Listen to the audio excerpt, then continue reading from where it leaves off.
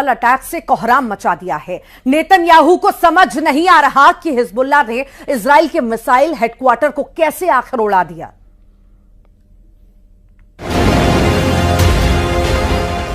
उड़ा दिया इजराइल का मिसाइल हेडक्वार्टर।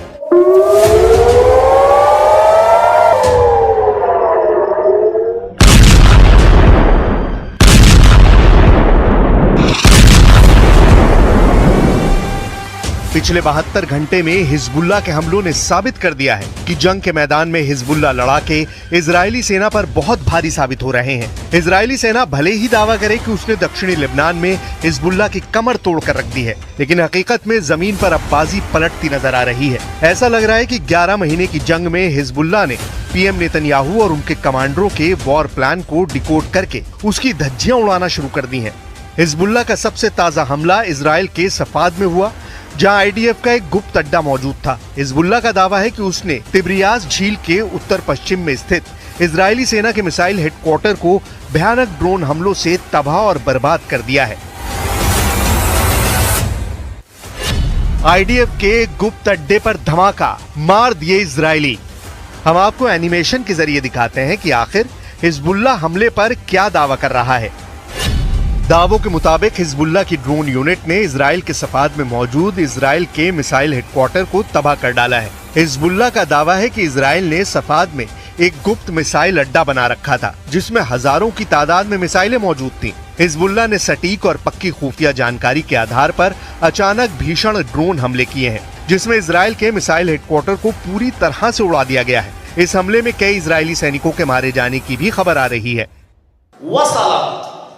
إلى داخل قاعدة ثكنة جليلوت وقاعدة عين شيما، وأن عدد القتلى في القاعدتين بلغ 22 قتيلا.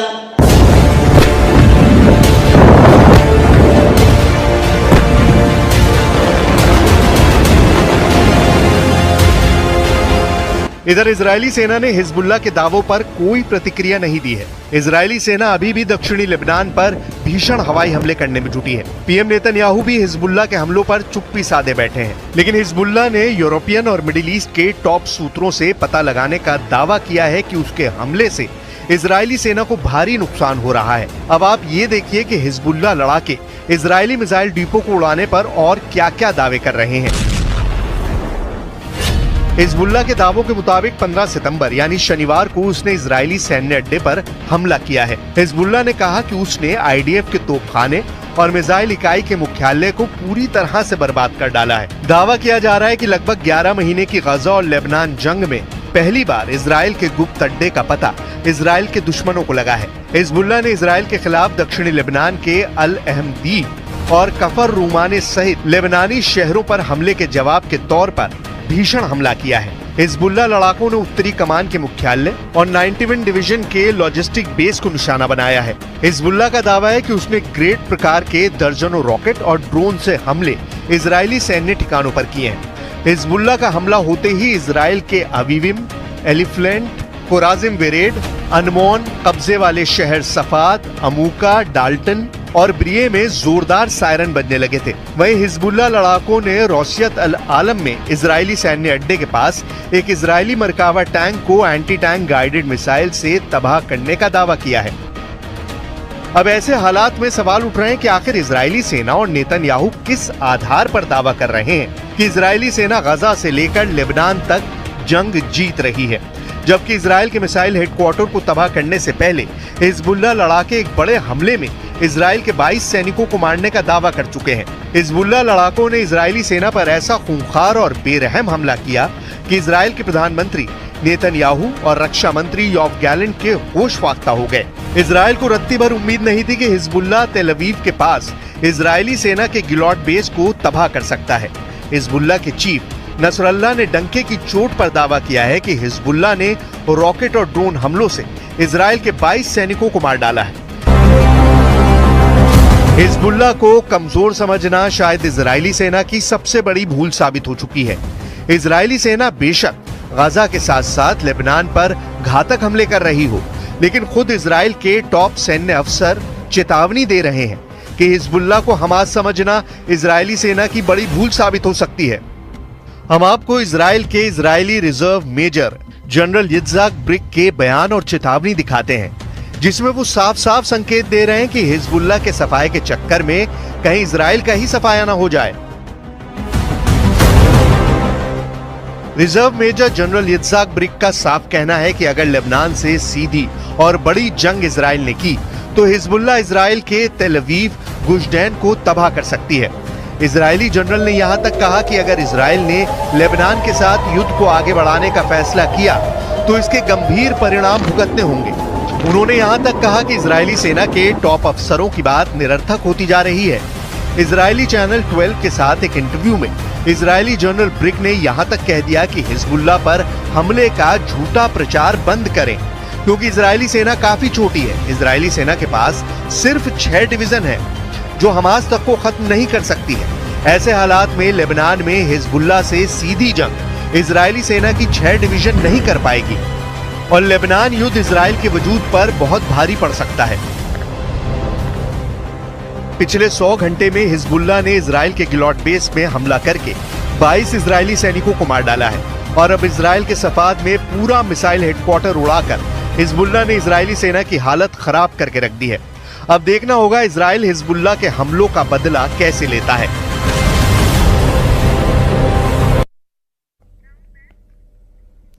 गाजा में इजराइल ने ताजा हमला किया है और इस हमले में 18 लोगों की जान चली गई। इजराइल के प्रधानमंत्री नेतन्याहू ने गाजा में हमले के तेज करने के जो ऑर्डर पास किए हैं उसके पीछे की वजह समझना भी बहुत जरूरी है। इस स्पेशल रिपोर्ट में देखिए नेतन्याहू ने इजरायली डिफेंस फोर्स को नया ऑर्डर क्या दिया है और कैसे लंबी खींचती जंग को लेकर कहा जा रहा है कि इसका नतीजा बस आने ही वाला है।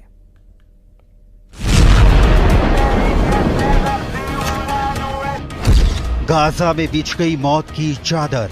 नेतन्याहू की फौज का ऑपरेशन सर्वविनाश एक्टिवेट।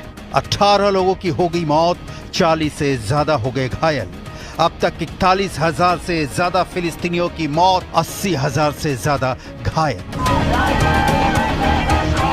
दुनिया ने ऐसी क्रूर जंग नहीं देखी होगी। गाजा में इजरायली डिफेंस फोर्स ने ताजा हमला किया है। यह हमला दक्षिणी गाजा में हुआ है। इजरायली सेना ने एक स्कूल को निशाना बनाकर जबरदस्त बमबारी की है। गाजा के जिस स्कूल में यह हमला हुआ है वहां ज्यादातर विस्थापित लोग शरण लिए हुए थे। इस हमले में बच्चे भी मारे गए हैं। जमीन का सीना चीरकर गाजा में जिंदगी बचाने की जद्दोजहद बता रही है कि यह जंग इंसानियत पर किस कदर भारी पड़ रही है। इसके अलावा खान यूनिस में इजराइल हमास युद्ध से विस्थापित फिलिस्तीनियों के लिए बने एक शिविर को निशाना बनाया गया।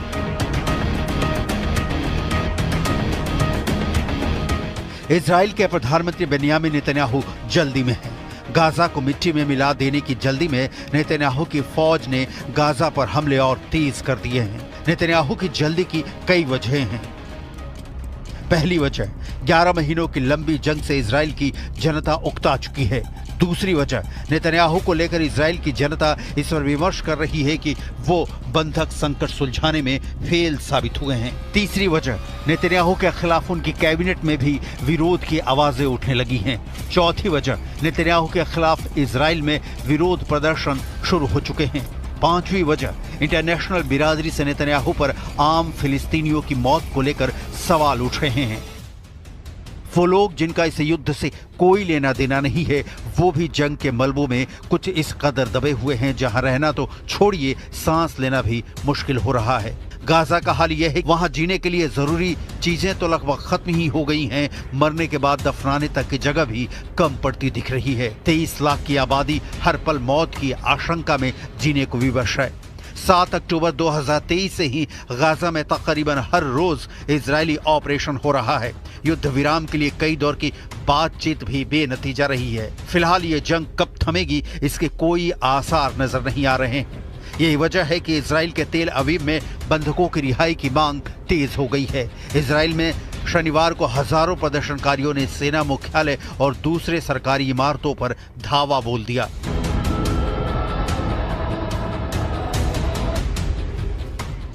इस दौरान प्रदर्शनकारियों ने प्रधानमंत्री नेतन्याहू के खिलाफ नारेबाजी की और गाजा में बंधक बनाए गए 100 से ज्यादा बंधकों की रिहाई के लिए हमास के साथ शांति बनाने का दबाव डाला।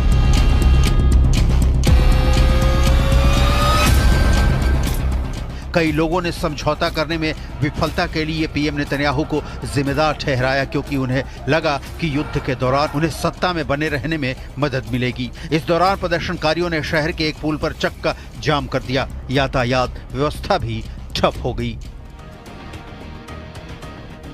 प्रदर्शनकारियों में अब वो लोग भी शामिल थे जिनके अपने हमास के चंगुल में बंधक हैं। इस दौरान नाराज प्रदर्शनकारियों ने गुलाबी धुएं वाले पटाखे जलाकर और बंधकों की तस्वीरों के साथ अपना विरोध दर्ज कराया। ये भी कहा कि जब तक बंधकों की रिहाई नहीं हो जाती उनका विरोध प्रदर्शन जारी रहेगा। 7 अक्टूबर 2023 को हमास के लड़ाकों ने इजराइल में घुसकर 250 इजरायली और विदेशी नागरिकों को बंधक बना लिया था। इजराइल ने युद्ध छेड़ दिया, लेकिन बंधक छुड़ाने की कोशिश में अब तक 41,000 से ज्यादा फिलिस्तीनी मारे जा चुके हैं और जिस हमास के अंतिम आतंकी के मारे जाने तक जंग जारी रखने का नेतन्याहू ऐलान कर रहे हैं, वो हमास का आखिरी आतंकी अब भी इजरायली डिफेंस फोर्स की बंदूक की गोली से बहुत दूर दिख रहा है। जाहिर है नेतन्याहू मुश्किल में है।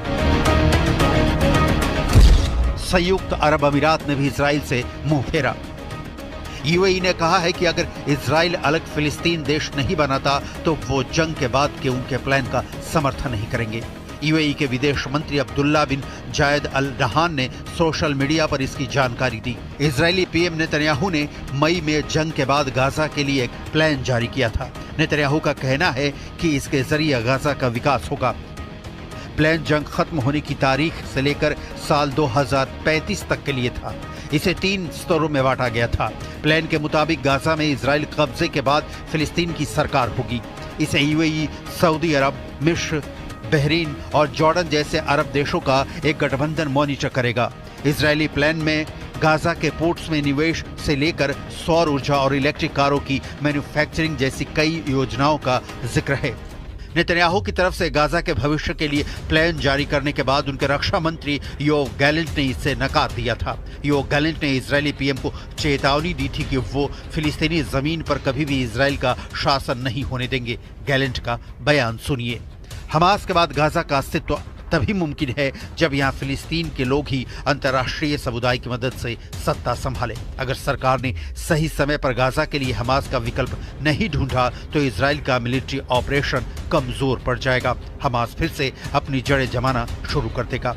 नेतन्याहू के समर्थन में खड़े अमेरिका में चुनाव का माहौल है और बाइडेन की पार्टी की विदाई के बाद ट्रंप सत्तासीन होते हैं तो युद्ध की सूरत पर भी असर पड़ना तय है। संयुक्त अरब अमीरात जैसे देश अमेरिका के कहे में ही काम करते हैं और संयुक्त अरब अमीरात अगर ये कह रहा है कि वो नेतन्याहू के प्लान से इत्तेफाक नहीं रखता है तो इसका मतलब है कि अपने समर्थक देशों के बीच ही नेतन्याहू घिर चुके हैं। सवाल फिर वही घूम फिर कर खड़ा होता है कि इजराइल हमास युद्ध आखिर कब तक।